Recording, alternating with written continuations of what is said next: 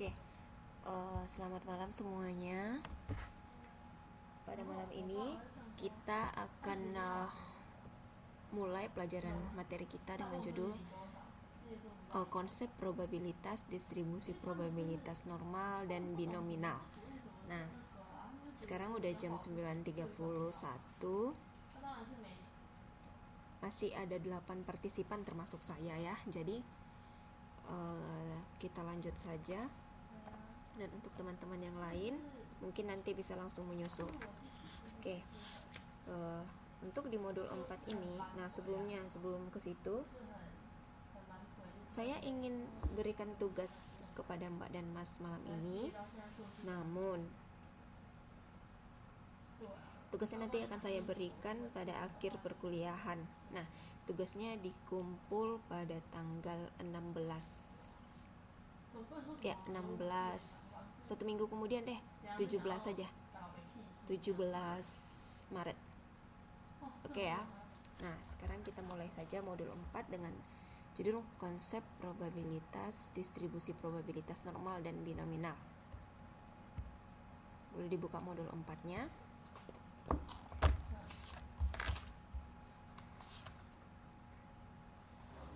Ya. Nah, di sini saya mau jelaskan terlebih dahulu apa itu probabilitas. Nah, probabilitas itu adalah mekanisme yang digunakan untuk memberikan informasi tentang populasi. Nah, jadi probabilitas itu merupakan suatu cara yang digunakan untuk memberikan informasi tentang sekelompok sampel, sekumpulan sampel, yang mana sekumpulan sampel itu juga disebut dengan populasi. Nah, dengan menggunakan metode ini, maka kita bisa menggunakan informasi yang dikandung dalam satu himpunan data sampel untuk menyimpulkan keadaan sebenarnya dari himpunan data populasi tersebut. Jadi,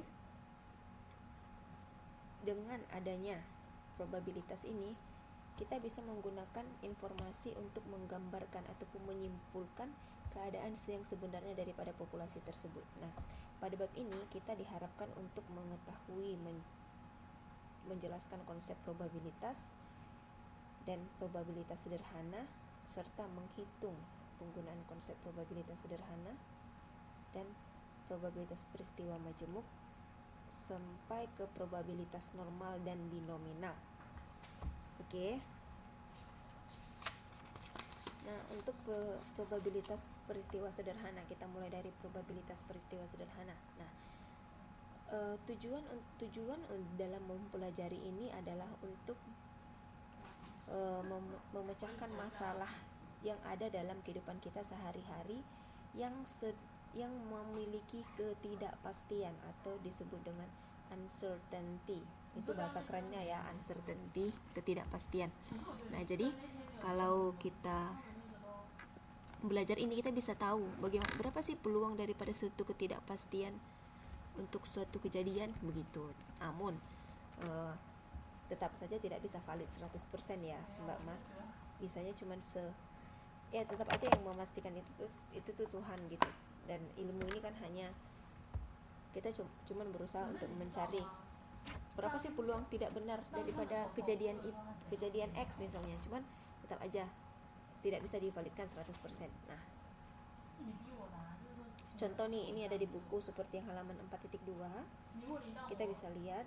Nah, di sini dikatakan bahwasanya seorang pengusaha menghadapi masalah ketidakpastian mengenai berhasil tidaknya usaha yang dilakukan.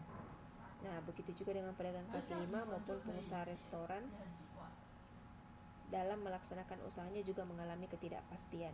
Nah, karena adanya ketidakpastian berhasil atau tidaknya suatu usaha, maka kita bisa cari berapa sih kemungkinan daripada ketidakpastian tersebut. Nah, oleh karena itu, ketidakpastian ini dicoba untuk diukur atau dikuantifikasi dengan konsep probabilitas katanya.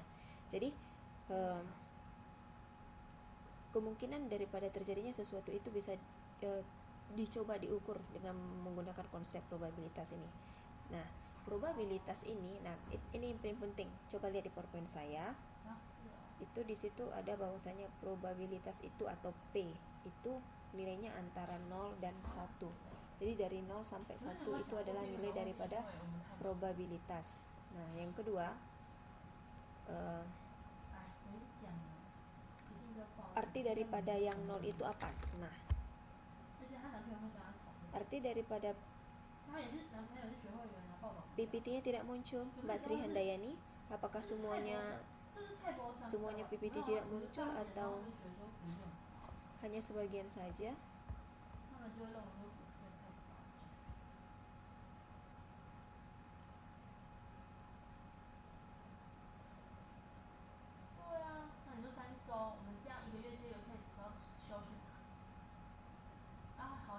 Oke, sebentar saya perbaiki dulu.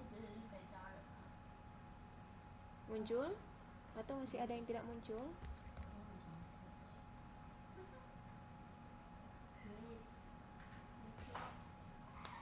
Semuanya tidak muncul ya. Bentar ya, saya perbaiki dulu.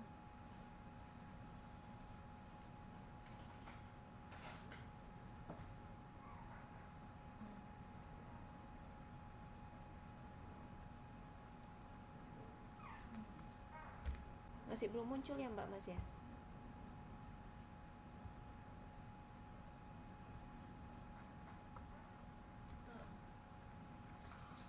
Waduh. Sebentar ya.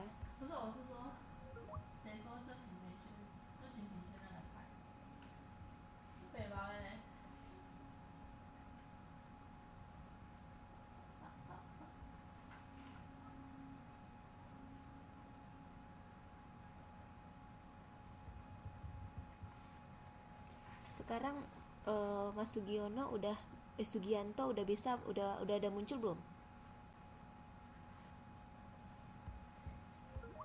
Oke. Coba Mbak dan Mas sekalian keluar dulu baru masuk lagi.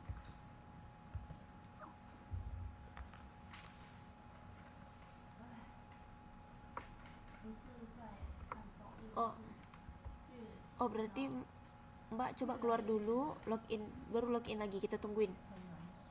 Mbak Sri Handayani coba keluar dulu baru masuk lagi, kita tungguin. Oke?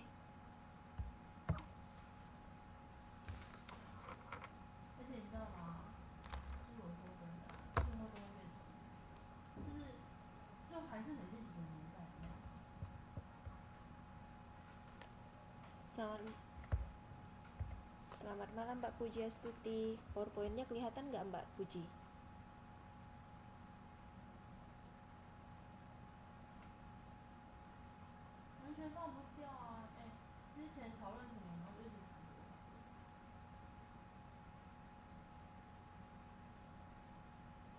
Oke, mungkin yang lain coba yang lain exit dulu, terus nanti masuk lagi ya, kita tungguin kok.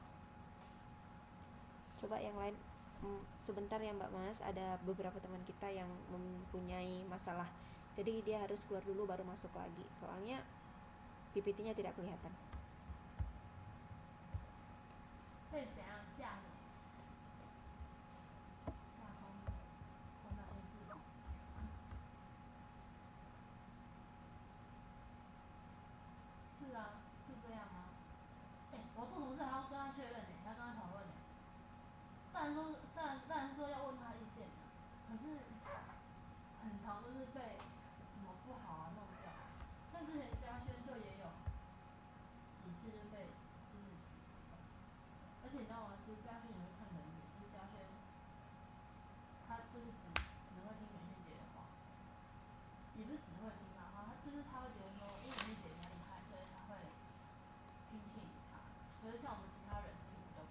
Oke, Mbak Rupi juga oke katanya.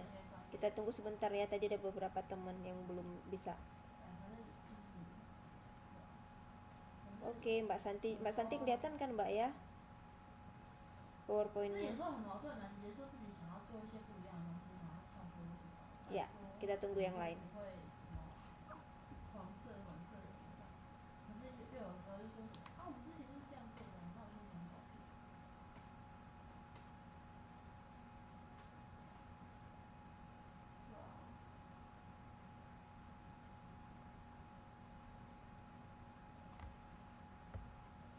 Selamat malam Mbak Endang. Oke, Mbak Sri sudah. Siapa lagi tadi yang belum? Katanya ada satu lagi yang belum ya? Atau udah bisa semuanya?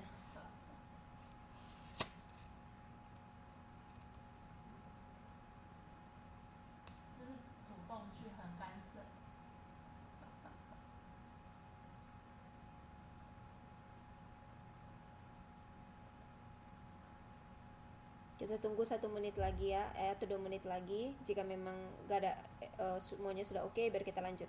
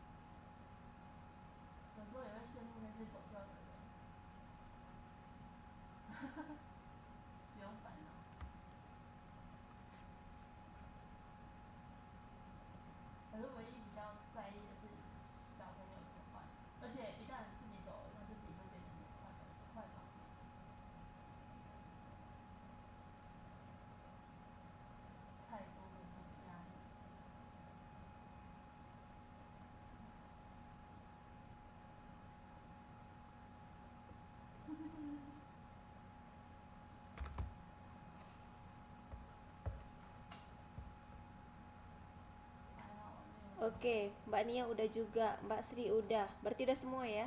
Atau masih ada yang ingat temannya yang belum bisa tadi? Ada nggak yang ingat ada tadi teman yang belum bisa? Biar kita tungguin 1 menit lagi juga nggak apa-apa. Cuman kalau udah semua biar saya bisa lanjut.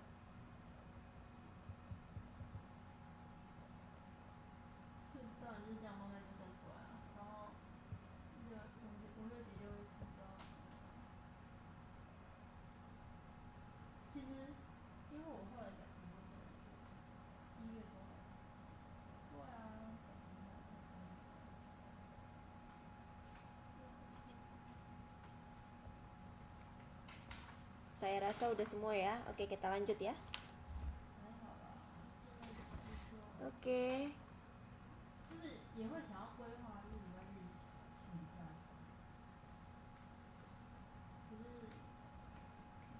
Oke. Nah, tadi sampai di guna probabilitas ini adalah untuk memecahkan suatu ketidakpastian daripada suatu peristiwa atau yang disebut dengan uncertainty. Nah, nilai P itu adalah antara 0 sampai 1. Jadi nggak ada nanti nilainya kok setelah dikalkulasikan itu nggak pernah lebih dari 1. Pasti yang paling besar itu 1. Jadi mungkin 0,8 atau 80% atau 9,8 atau 98% atau 1 atau 0,2 gitu. Jadi nggak pernah 1,2 gitu ya. Oke, Mbak Ida dan Kotia, silakan langsung bergabung dengan kita.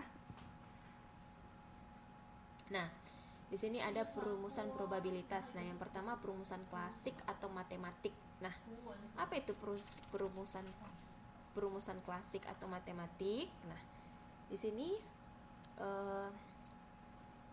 pada perumusan ini ada yang namanya rumus. Katanya P sama dengan kejadian yang diinginkan dibagi dengan seluruh kejadian. Nah, menurut pendekatan klasik atau matematik ini, probabilitas itu terjadi ketika sesuatunya adalah sama dengan jumlah kejadian yang diinginkan dibagi dengan jumlah keseluruhan kejadian.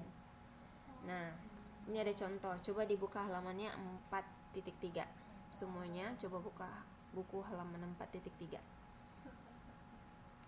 Nah, di sini dikatakan bahwasanya mata uang logam mempunyai 2 sisi, yaitu sisi gambar dan sisi yang berisi tulisan atau sisi angka. Jadi uang logam yang kita di Indo itu kan bagian depan itu sisi gambar, yang bagian belakang itu sisi angka, misalnya 100 rupiah, depannya gambar Garuda Pancasila kan gitu ya, kalau memang masih ingat ya, soalnya mungkin udah kebanyakan kali, udah kelamaan megang ente. Oke. Nah, jadi jumlah keseluruhan kejadiannya di sini kan ada dua, yaitu kemungkinan munculnya gambar atau kemungkinan munculnya angka. Jadi probabilitas terjadinya sisi gambar adalah P gambar sama dengan 1 dibagi 2 sama dengan 0,5. Nah, kenapa 1 dibagi 2? Coba, kan ini ada rumus. Kembali lagi ke rumus yang tadi. Nah, rumus yang tadi dikatakan bahwasanya kejadian yang diinginkan dibagi seluruh kejadian. Nah, kejadian yang diinginkan misalnya nih, yang angka, bagian angka. Nah, bagian angka itu kan hanya ada satu, bagian gambar satu, berarti ada dua. Nah,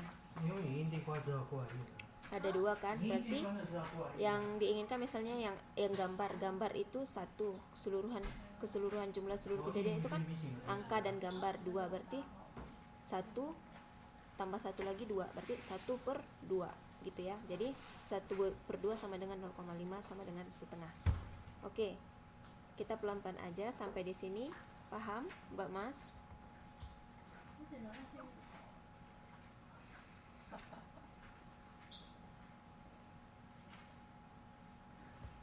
Jadi sama aja ya, kalau dikatakan probabilitas munculnya kejadian angka itu berapa, setengah. Probabilitas munculnya kejadian gambar berapa, sama setengah. Jadi sama-sama setengah. Oke, Mbak Puspita Anggreni, silakan langsung bergabung.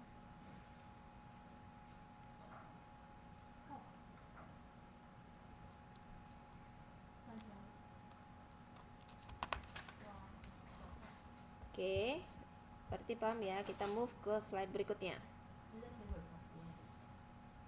Modulnya halaman 4.4 sekarang, Mbak Puspita.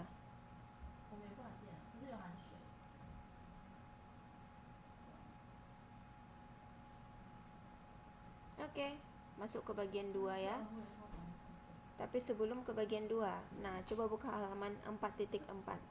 Nah, tadi kan cuman simple, yaitu gambar dan angka. Nah, sekarang kita masuk ke bagian dadu. Nah, dadu kan sisinya banyak nih, ada sisi 1, mata 1, sisi mata 2, sisi mata 3, sampai sisi mata 6. Nah, berarti dari ke-6 sisi tersebut menunjukkan bahwasanya keseluruhan kejadian itu ada 6. Nah, jika ditanya munculnya sisi dadu dengan nilai 2 itu berapakah probabilitasnya? Berapakah probabilitas munculnya sisi 4 misalnya? Berapa? Nah, dari itu kan tadi kan ada 6 sisi. Jadi sisi 4 kan cuma ada satu kali. Nah, sementara semua matanya tuh ada 6. Berarti 1/6 gitu. Bukan 1/4, Mbak Sri, karena kita kan ada 6 mata dadu. Sementara yang kemungkinan munculnya mata 4 itu kan satu kali. Kenapa? Karena cuma ada satu mata 4. Nah, sementara jumlah sisinya semua 6. Berarti kan tadi kan rumusnya kejadian yang diinginkan 4, berarti cuma satu matanya. Terus per seluruh kejadian ada 6 mata dadunya, berarti 1/6 gitu ya. Gimana Mbak Sri? Oke ya, yang untuk ini. Nah, namun dari angka 1 sampai 6 itu kan ada mata genap dan mata ganjil. Mata genap itu ada 2, 4, 6. Mata ganjil 1, 3, 5. Nah, saya mau bertanya, berapa kemungkinan munculnya sisi ganjil?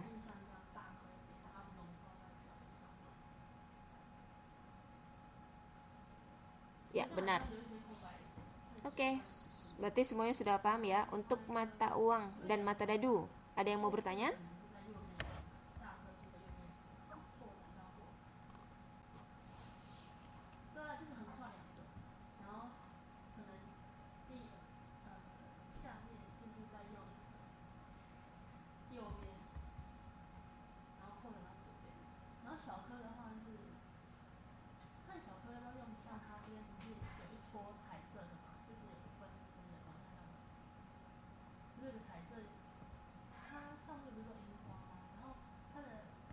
Oke.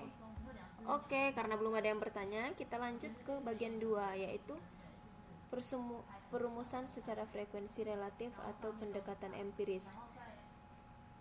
Nah, di sini perhitungannya menggunakan data empiris.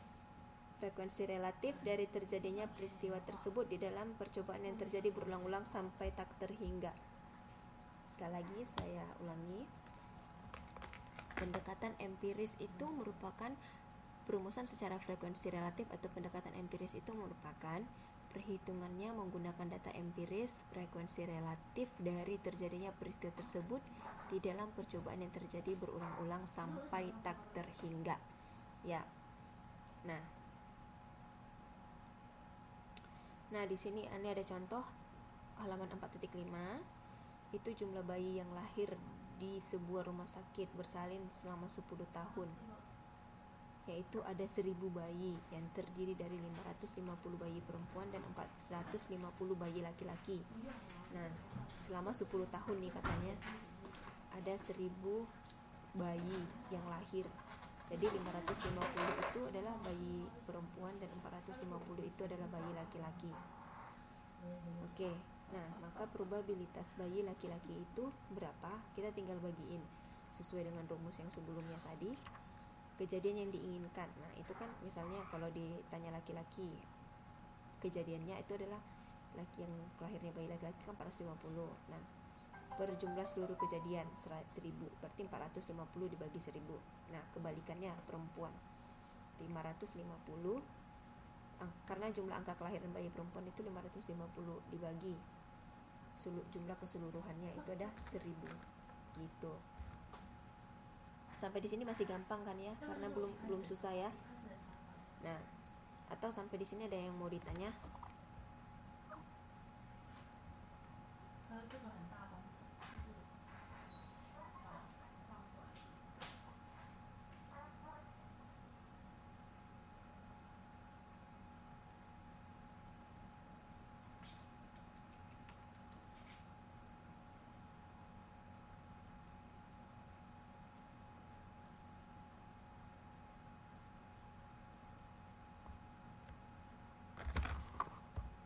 Oke, belum ya, soalnya ini masih gampang. Nanti baru kita masuk ke bagian yang lumayan tidak gampang. Gak susah sih, tapi lumayan tidak gampang gitu. Oke, empiris itu bahasa pengalaman itu seperti bahasa sederhananya itu seperti pengalaman-pengalaman gitu. Data-data pengalaman dari kehidupan sehari-hari gitu. Jadi yang gimana ya? Pokoknya dari pengalaman kehidupan sehari-hari. Jadi kejadian-kejadian dalam kehidupan sehari-hari seperti itu, Mbak.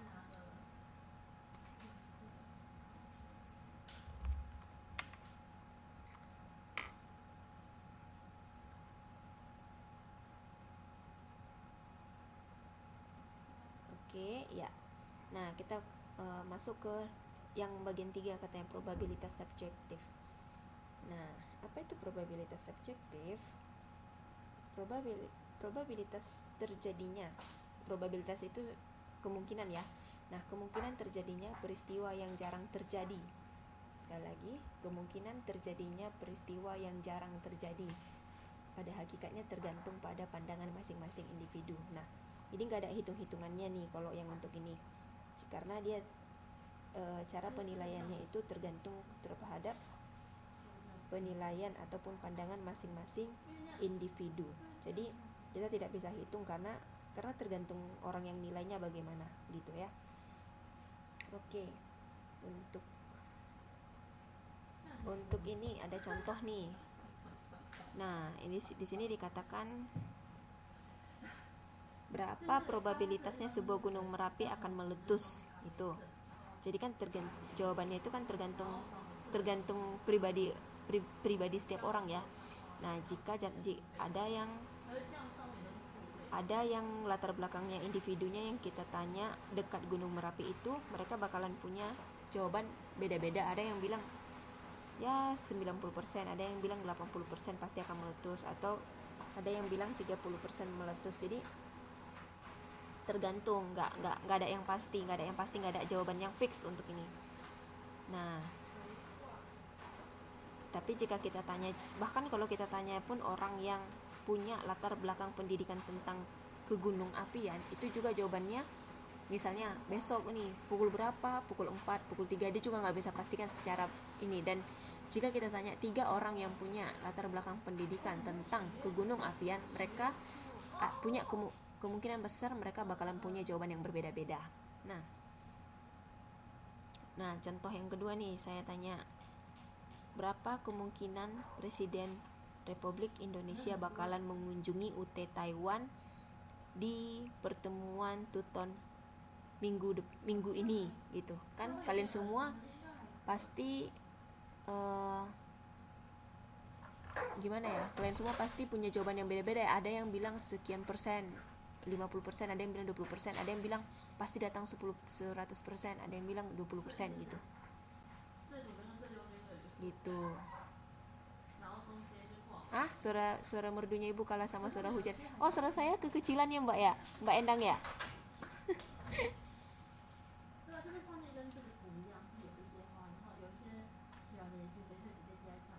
Mbak jadi ngantuk atau gimana?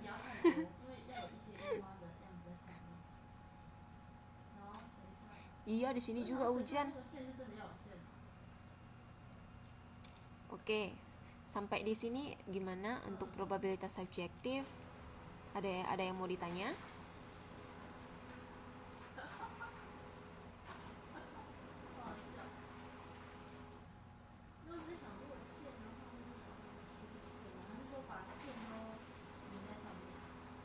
Oke, kita lanjut ya.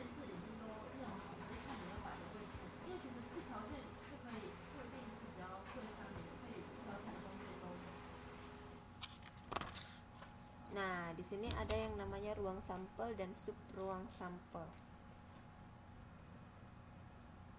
Oke, untuk ruang sampel dan sub ruang sampel ini merupakan kumpulan ataupun himpunan yang mempunyai keseluruhan peristiwa atau kejadian. Jadi, sub ruang sampel itu adalah kumpulan dari beberapa kejadian tertentu. Oke. Sementara untuk sub ruang sampel ini kita bisa buka di halaman 4.5.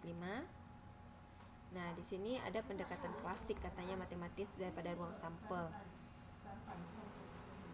Oke. Untuk pelemparan sebuah mata uang, contoh itu, jadi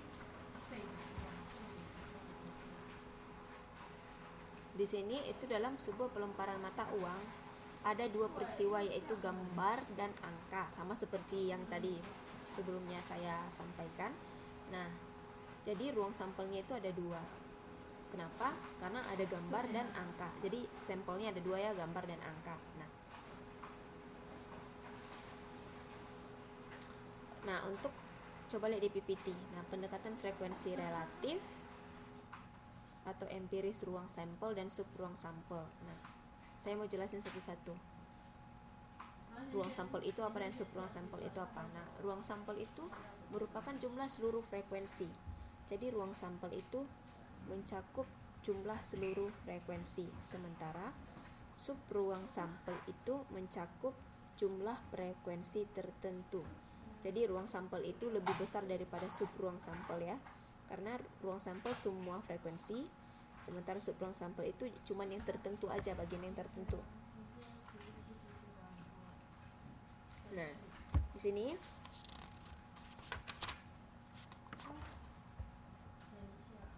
sini yang untuk yang gambar-gambar mata uang tadi. Nah, jika pelemparan 2 buah mata uang secara bersamaan. Nah, kan tadi ada angka dan gambar. Kalau 2 mata uang dilempar ke atas, terus nanti dia jatuh ke bawah, kemungkinan yang muncul apa aja? Pasti yang mata uang yang satu gambar, mata uang yang satu juga gambar. Nah, yang kedua mata uang yang satu angka, yang satu lagi gambar. Nah, atau yang satunya angka, yang satunya lagi angka, atau yang satunya lagi angka, yang satunya lagi gambar. Nah, selain daripada peristiwa itu nggak akan mungkin ada lagi yang terjadi. Jadi